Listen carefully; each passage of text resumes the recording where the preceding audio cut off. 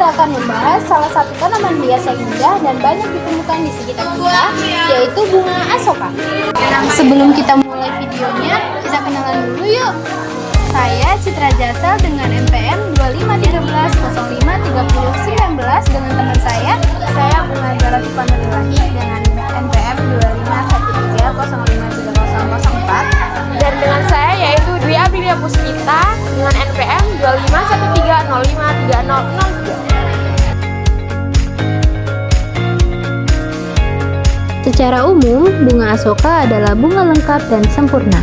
Bunga asoka tumbuh bergerombol padat di ujung ranting yang berbentuk kumpulan menyerupai bola dengan warna yang cerah. Ukurannya kecil, berbentuk tabung, dan memiliki 4 helai mahkota di bagian ujung. Warna bunganya bervariasi, mulai dari yang kuning, oranye, merah tua, merah muda, dan putih. Lanjut ke struktur dan fungsi bunga asoka. Yang pertama ada kelopak atau salik yang fungsinya melindungi bunga saat masih kuncup. Yang kedua ada mahkota atau karola. Fungsinya menarik serangga untuk penyerbukan. Yang ketiga ada benang sari atau stamen yang fungsinya sebagai alat kelamin jantan. Yang keempat ada putik atau pistil, fungsinya sebagai alat kelamin betina. Yang kelima ada tangkai bunga atau stem yang berfungsi untuk menompang bunga dan menghubungkannya ke batang.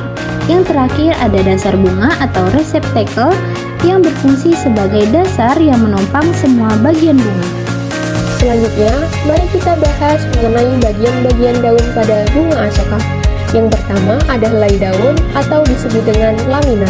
Daun asoka berbentuk panjang, yaitu memanjang dengan ujung meruncing di kedua sisi.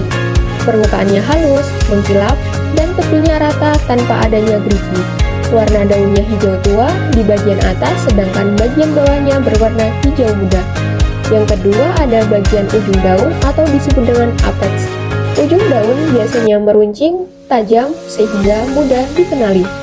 Kemudian di bagian bawah terdapat pangkal daun atau disebut dengan base. Pangkal daun bunga asoka umumnya membulat, kadang sedikit meruncing sesuai dengan ukuran dan usia daun. Selanjutnya ada tulang daun.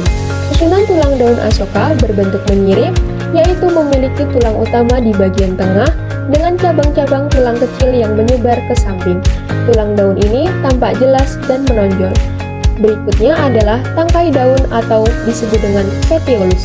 Tangkainya relatif pendek, berfungsi menghubungkan helai daun dengan batang agar daun bisa memperoleh nutrisi. Dan yang terakhir yaitu ada susunan daun pada bunga asoka. Daun asoka bisa tersusun berhadapan atau berseling tergantung pada spesies maupun usia tanamannya. Berikutnya, mari kita bahas mengenai batang bunga asoka. Yang pertama ada morfologi batang bunga asoka. Batang bunga asoka termasuk jenis batang berkayup atau lignosus. Artinya, batangnya keras, kuat, dan mampu menopang seluruh bagian tanaman. Bentuk batangnya silindris, memanjang, dan tumbuh tegak ke atas. Jika diperhatikan, tekstur batang terasa agak kasar, terutama pada tanaman yang sudah tua. Warna batang bervariasi seperti pada batang muda berwarna hijau, sedangkan batang tua berubah menjadi coklat muda hingga coklat tua. Pada tanaman dewasa, diameter batang bisa mencapai 15-30 cm. Batang memiliki banyak cabang yang tumbuh menyebar secara simetris. Percabangannya bisa diacak tergantung usia tanamannya.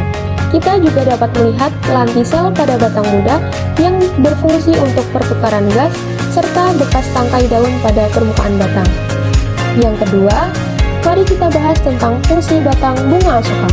Batang bunga asoka sangat berperan sebagai penopang utama agar daun, bunga, dan buah tetap tegak.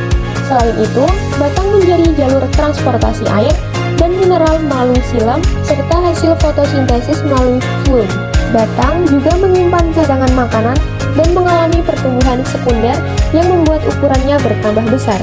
Bahkan, batang muda dapat digunakan untuk perbanyakan vegetatif melalui stek.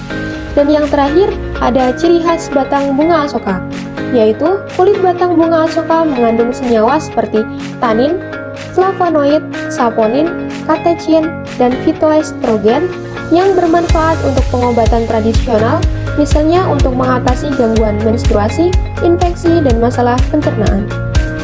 Yang kita bahas selanjutnya adalah bagian akar. Yang pertama ada morfologi akar. Bunga asoka memiliki akar tunggang, yaitu akar utama yang tumbuh ke bawah menembus tanah dengan kuat.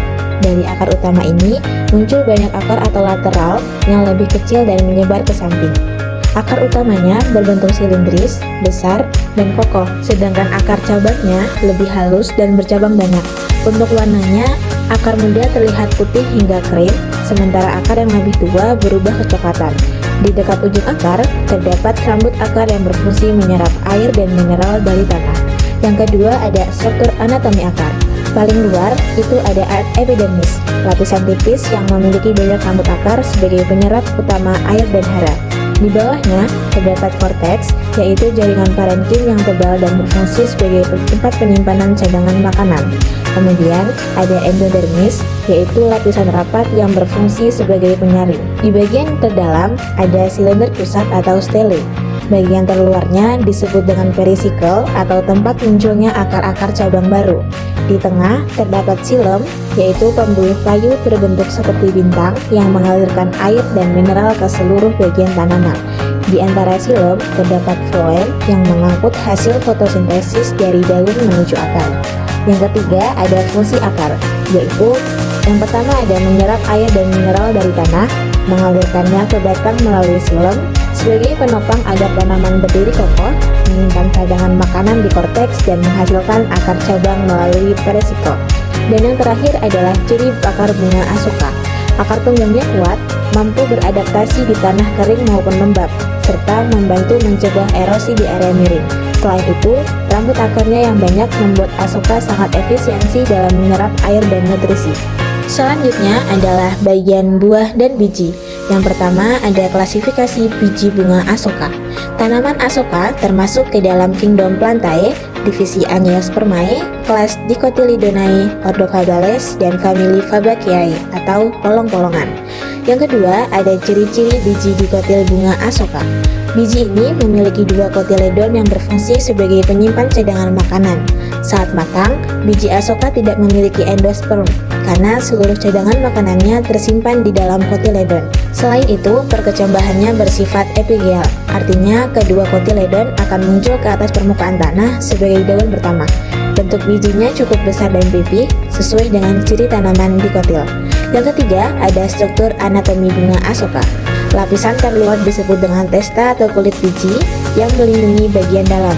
Di dalamnya terdapat dua kotiledon tebal yang berfungsi sebagai cadangan makanan.